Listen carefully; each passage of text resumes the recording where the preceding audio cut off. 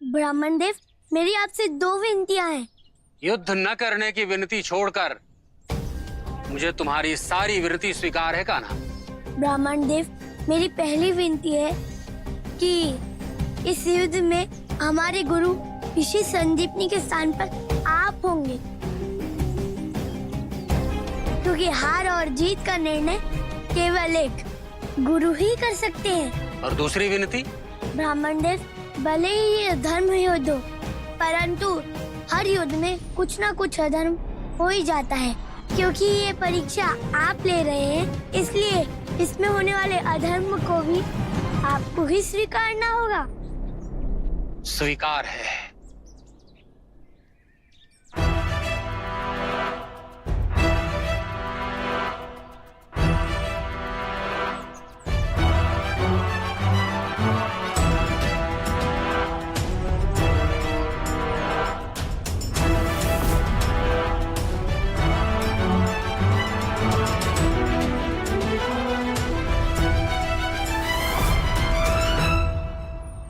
मैं वचन देता हूं, इस युद्ध में होने वाले धर्म अधर्म को मैं स्वीकार करूंगा।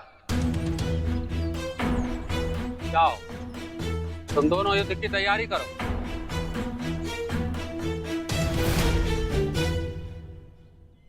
मैया उठो, मैया आंखें खोलो, मैया उठो।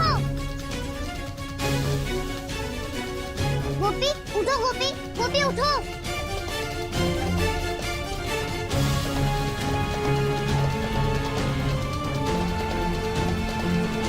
धूम्रदेव ने सब पर प्राणघातक प्रहार किया है। हमें शीघ्र ही कुछ न कुछ करना होगा, अन्यथा किसी का भी जीवन बचना असंभव हो जाएगा। राधा, पूर्व समय में प्रजापति दक्ष ने अपनी पुत्री सती का अपमान किया, जिस कारण आज भी उनकी मुक्ति नहीं हो पाई। तुम्हें कनखल जाना होगा और दक्ष को उनके श्राप से मुक्त कराना होगा। ब्रह्मदेव ने हमें यहाँ भेजा था और वही इस समस्या का समाधान कर सकते हैं। ओम ब्रह्मदेवाय नमः। ओम ब्रह्मदेवाय नमः।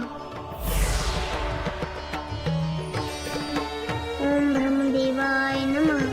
क्या बात है पुत्री, आपने मेरा स्मरण किस लिए किया? हे ब्रह्मदेव, ब्रह्मदेव ने अपने अहंकार वश मेरे परिजनों और सभी कंकड़ वासियों का जीवन संकट में डाल दिया है। हमारी सहायता कीजिए ब्रह्मदेव। बताइए कि हम धर्मदेव के इस प्रभाव को कैसे समाप्त कर सकते हैं। हे देवी लक्ष्मी स्वरूपा राधा, प्रजापति दक्ष का सिर हवन कुंड में गिरने के कारण सात्विक धूम्रदेव तामसिक हो गए हैं। यदि आप दक्ष का सिर हवन कुंड में से निकालकर उसका तर्पण कर दें, तो धूम्रदेव का संकट स्वयं ही दूर हो जाएगा। आपका बहुत बहुत धन्यवाद ब्रह्मदेव। अब चाहे हमें इस हवन कुंड में प्रवेश ही क्यों न करना पड़े, किंतु हमें राजा दक्ष के उस नकारात्मक शीश का तर्पण करना ही होगा।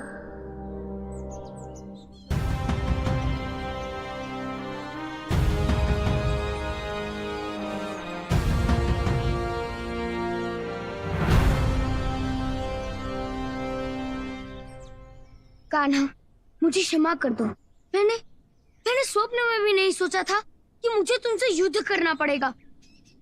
किंतु दाऊ, मुझे तो ज्ञात था कि जब आपको मेरी सच्चाई ज्ञात होगी तब आप मुझसे युद्ध अवश्य करेंगे।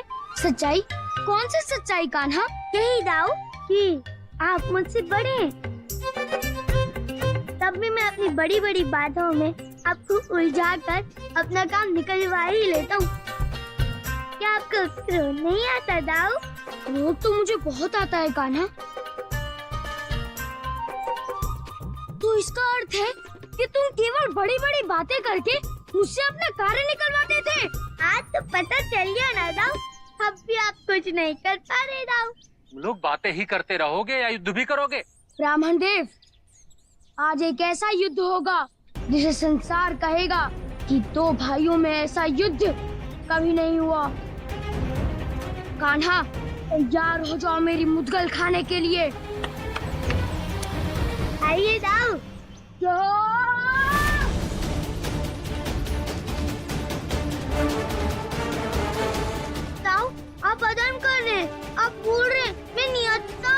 तुम मेरी मुद्गल नहीं उठा सकते, इसलिए तो तुम निहत्थे हो।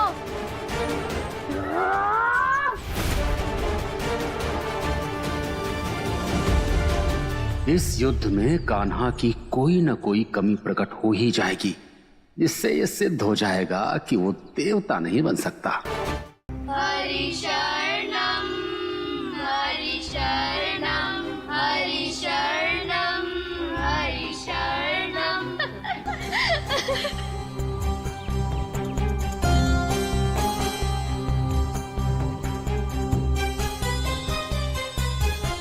क्या बात है ब्राह्मण कुमारों, आप लोग कहाँ जा रहे हैं? देवी, हमें मार्ग दीजिए।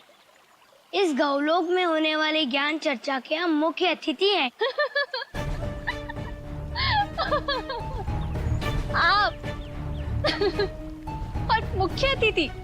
देखो बालको, अभी तो कई दिनों तक ज्ञान चर्चा ही होगी, उसके बाद प्रसाद बटेगा, तब आना, ठीक है? देवी, हमें विलम्ब हो रहा है। हमें इस संसार के सबसे बड़े ज्ञानी का पद निर्धारण करना है। कृपया हमें मार्ग दीजिए। बहनों, सुना तुमने? जिन ऋषि कुमारों को स्वयं वस्त्र पहनना भी नहीं आता, आज वो संसार की सबसे बड़ी ज्ञानी का पद निर्धारित करने जा रहे हैं।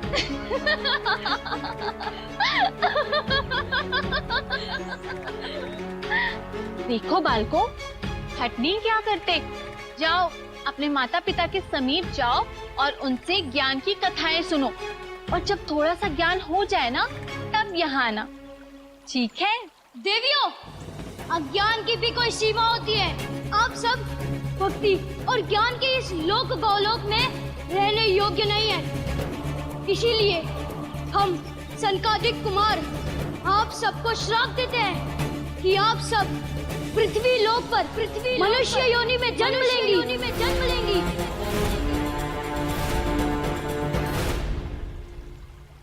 सनकादिक कुमारों, हे ब्रह्म कुमारों, हमें क्षमा कर दीजिए।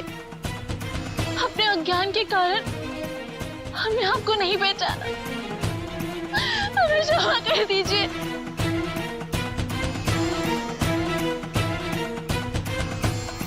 नारायण नारायण।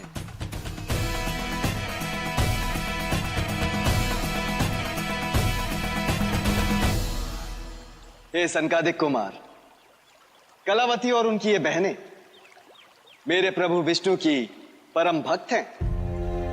इन्हें सदा के लिए गोलोक से निष्कासित नहीं किया जा सकता, इसलिए कृपा करके कोई ऐसा मार्ग बताएं जिससे कलावती और उनकी ये बहनें गोलोक में पुनः वापस आ जाए।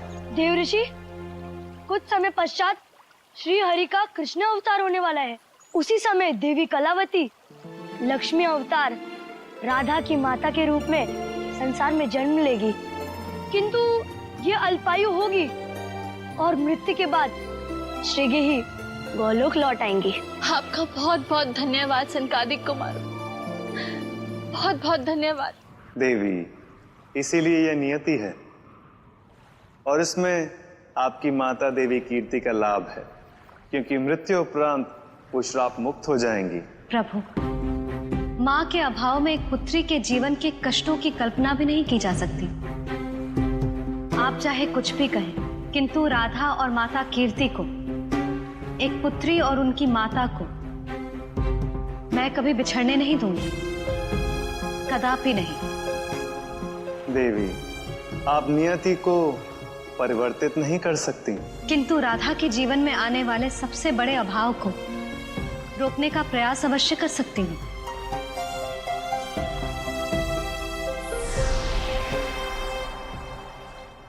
नारायण नारायण। प्रभु, माता तो चली गई, अब क्या होगा प्रभु? देव ऋषि, देवी लक्ष्मी अपनी भावना के अधीन हो गई हैं, इसलिए वो इस सत्य को देख नहीं पा रही हैं कि संतान का पूर्ण विकास माता पिता की छत्र छाया से बाहर निकलने के पश्चात ही होता है। इसीलिए यदि देवी कीर्ति गौलोक नहीं लौटी तो राधा राधा नहीं बन पाएंगी और कान्हा कृष्णा नहीं बन पाएंगे। तो यह कार्य अब कौन करेगा? देवेंद्र, संसार के कल्याण के लिए ये कठिन कार्य भी कान्हा को ही करना होगा। देवी कीर्ति का मुक्ति का कारण अब कान्हा ही बनेगा। किंतु प्रभु, कान्हा को इस नियति के बारे में कौन बताएगा? देवेंद्र, संसार में अब तक कान्हा के 3 गुरु हैं, ऋषि गर्गाचार्य, ऋषि संदीपानी और ऋषि दुर्वासा। अब वे ही इन्हें इस कठिन कार्य से अवगत कराएंगे।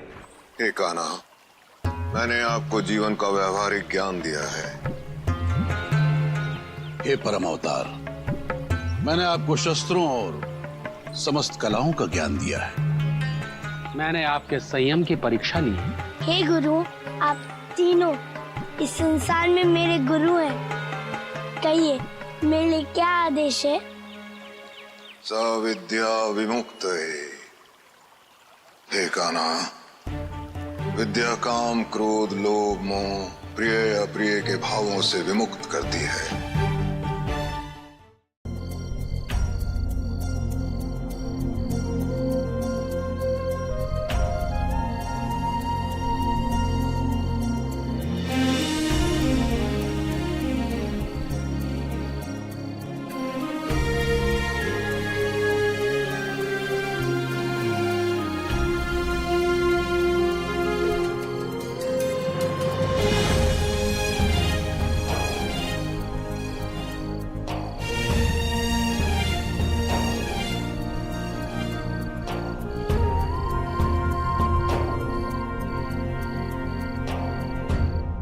हे परम अवतार श्री कृष्ण, आप तो सर्वव्याप्त हैं, सृष्टि के कण कण में वास करते हैं, सर्वज्ञाता हैं, सबके मन की बात जानते हैं। इसलिए अपनी राधा के मन की पुकार सुनो कान्हा, हमें दर्शन दो और हमारे मन के सारे संशय दूर करो। राधा, संशय में तो मैं हूँ। ये कैसी विडंबना है कि तुम स्वयं मुझे पुकार रही हो और मैं ये नहीं समझ पा रहा हूँ कि मैं तुम्हारा सामना कैसे करूँ। राधा, कैसे तुम्हारे सम्मुख आऊँ? कान्हा, हमने सदा तुम्हें राधा का कान्हा कहा है, किंतु हम ये सहन नहीं कर सकते कि कोई हमारे कान्हा पर आक्षेप लगाए। इसलिए हमारे सम्मुख आओ कान्हा और सिद्ध कर दो कि तुम पर लगाए गए आक्षेप मिथ्या है। तुम हमारी मैया के जीवन के शत्रु नहीं, रक्षक हो।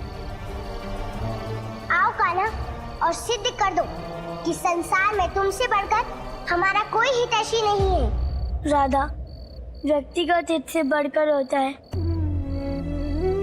संसार का हित, किंतु मैं जानता हूँ कि इस परिस्थिति में तुम्हें ये नहीं समझाया जा सकता। राधा, अब मैं तुम्हें कैसे समझाऊँ? राधा, जो मैं करने जा रहा हूँ वो संसारिक रूप में भले ही बुरा हो, किंतु संसार का, नियति का और धर्म का, इसी से भला होने वाला है। राधा, जो मैं करने जा रहा हूँ उसकी भूमिका युगों पूर्व लिखी जा चुकी है। ये मैं तुम्हें कैसे समझाऊं राधा? हे प्रकृति, हे दशोदिताओ, बताओ हमारा कान्हा कहाँ है? हे आकाश, हमारे कान्हा पर दृष्टि डालो। हे हवाओं, कान्हा तक हमारी पीड़ा पहुँचाओ।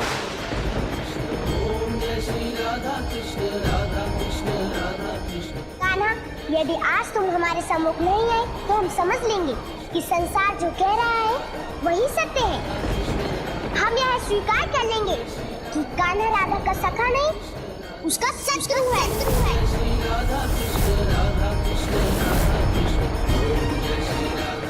हे कान्हा, प्रकट होइए। कान्हा, तुम्हें आना ही होगा। तुम्हें राधा पुकार रही है, इसलिए तुम्हें आना ही होगा।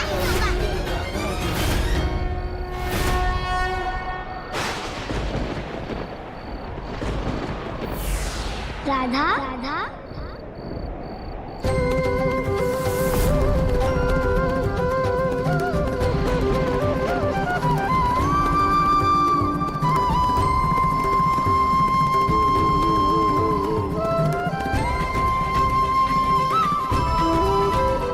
हम जानते थे कान्हा कि तुम अवश्य आओगे।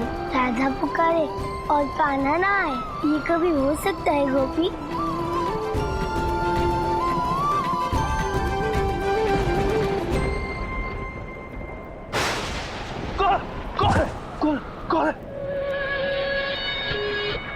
प्रकृति का इतना बड़ा हृदय परिवर्तन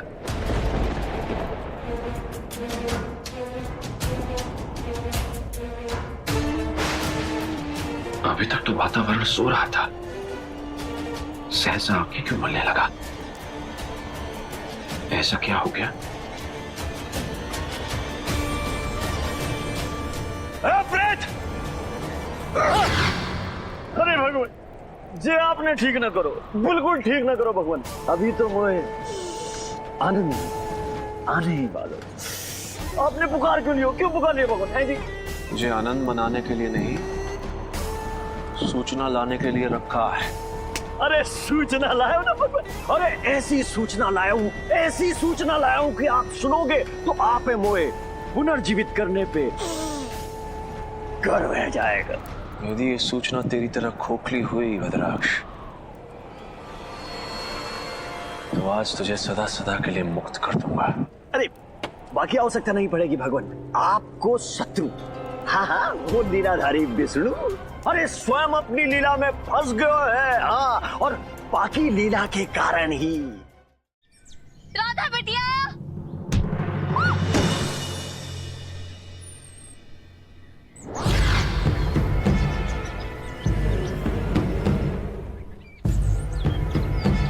ये तो कछुआ है, किंतु ये यहाँ मार्ग में क्या कर रहा है? अवश्य ही अपने परिवार से बिछड़कर यहाँ आ गया होगा।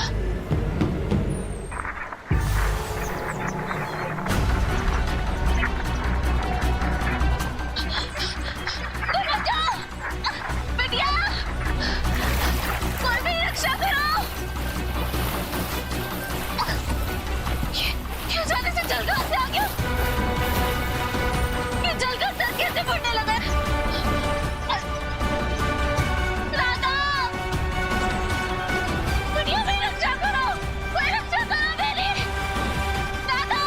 ओम शनि देवाय नमः, ओम शनि देवाय नमः, ओम शनि देवाय नमः। अपनी मैया की रक्षा करो। राधा। मैया, ये तो मैया का स्वर है। ऐसा लग रहा है जैसे वो किसी संकट में है।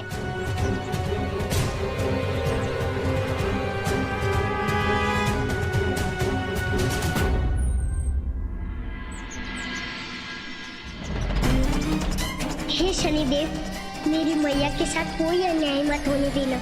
मेरी मैया की रक्षा कीजिए प्रभु।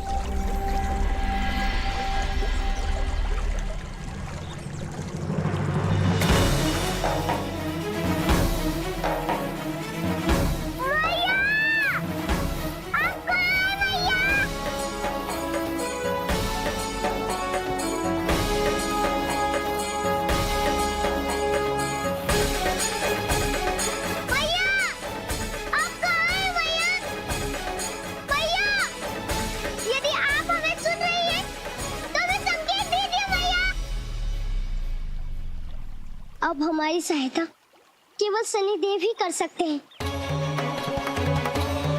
हे शनिदेव, हे छाया पुत्र, हे न्याय के देवता, हमारी मैया का जीवन संकट में है।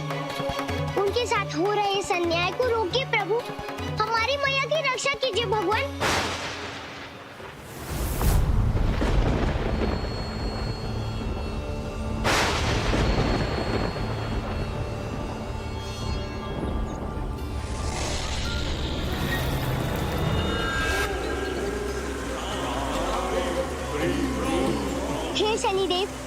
आपके रहते इस संसार में इतना बड़ा अधर्म कैसे हो सकता है?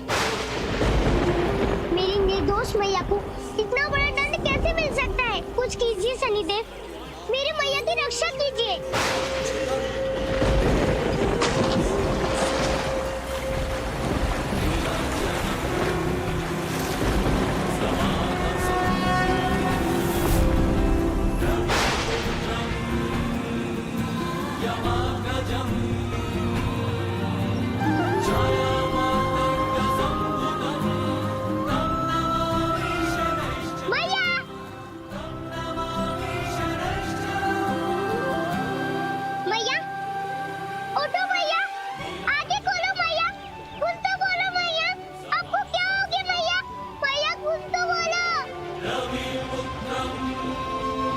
पुत्री, चिंता मत करो, तुम्हारी मैया को कुछ नहीं हुआ, वे एकदम ठीक हैं। किंतु ये आप कैसे कह सकते हैं? मैया तो कुछ बोल भी नहीं रही है। क्योंकि सच्चे लोगों का बुरा तो भगवान भी नहीं कर सकते।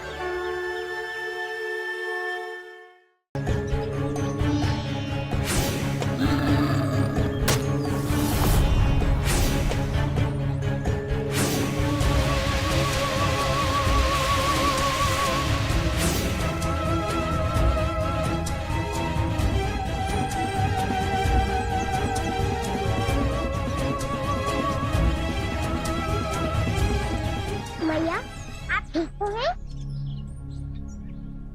हाँ राधा, मुझे क्या हुआ है? मैया, आप हमसे कहें अथवा नहीं, किंतु हम जानते हैं कि आप अपने जीवन को लेकर अभी भी भयभीत हैं। नहीं बिटिया, स्त्री स्वयं के लिए नहीं, अपितु सदैव अपने परिवार के लिए चिंतित रहती है। मैया, तो समझ लो कि राधा के रहते आपको कोई चिंता करने की आवश्यकता नहीं है। आप बैठे, हम अभी आपके लिए भोजन बनाकर लाते हैं। वृषभानु जी, क्या वृषभानु जी घर पर हैं?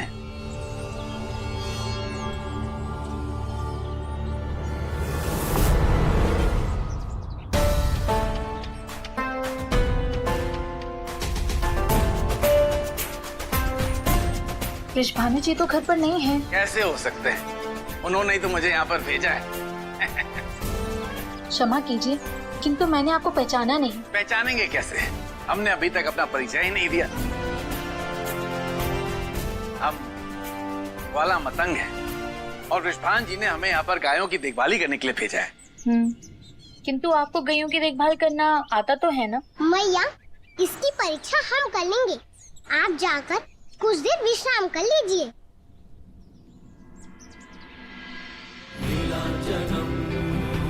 काका, चलिए, गौशाला उधर है।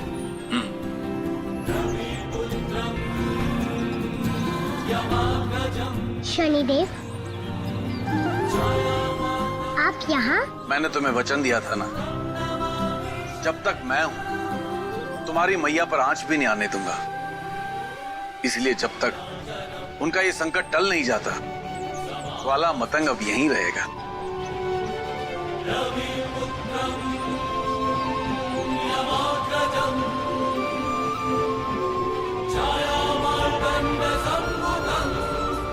शनिदेव, आपसे बड़ा न्याय करता इस संसार में कोई और नहीं हो सकता। कान्हा, हम तुम्हें कभी क्षमा नहीं करेंगे, क्योंकि तुम हमारे सबसे बड़े सखा होकर भी हमारे सबसे बड़े शत्रु हो गए हो। शनिदेव का इस प्रसंग में हस्तक्षेप कान्हा की यात्रा को बहुत कठिन कर देगा। आप सत्य कह रहे हैं गुरुवर, किंतु कान्हा के पास एकमात्र विकल्प यही है, स्वयं को परमेश्वर सिद्ध करने के लिए कान्हा को इस अग्नि परीक्षा का सामना करना ही होगा। आचार्य, जिन्होंने कान्हा का स्वयं मार्गदर्शन किया हो, भला वो कैसे विचलित होने लगे? ऋषि दुर्वासा, कान्हा की क्षमता पर संदेह नहीं है। हम जानते हैं कि इस संसार में कान्हा के लिए कुछ भी असंभव नहीं है। आप सत्य कह रहे हैं आचार्य। कान्हा की यात्रा में आने वाली कठिनाइयां उनके भीतर के प्रभुत्व को चरम तक ले जाएंगी और उन्हें सारे संसार में पूजनीय, प्रेम और त्याग का प्रतीक बनाएंगी। सत्य कह रहे हैं ऋषिवर, किंतु इससे पहले कान्हा को शनिदेव का सामना करना होगा। और ये हम सभी जानते हैं कि शनिदेव कितने हठी और कर्म प्रिय हैं। यदि उन्होंने ऋषिवर, ये मत भूलिए, शनिदेव कृष्ण के भक्त भी हैं। वो अपनी सीमाओं को जानते हैं। मुझे पूर्ण विश्वास है कि कान्हा इस समस्या का भी कोई न कोई हल अवश्य निकाल लेंगे।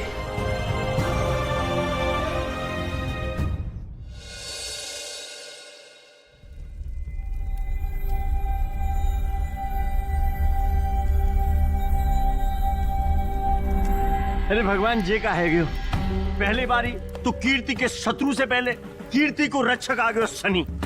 दूसरी बारी हमने सोची कि कान्हा और शनिदेव के युद्ध को लाभ उठाएंगे तो बाद में सुलह कराने ब्रह्मा जी आ गए।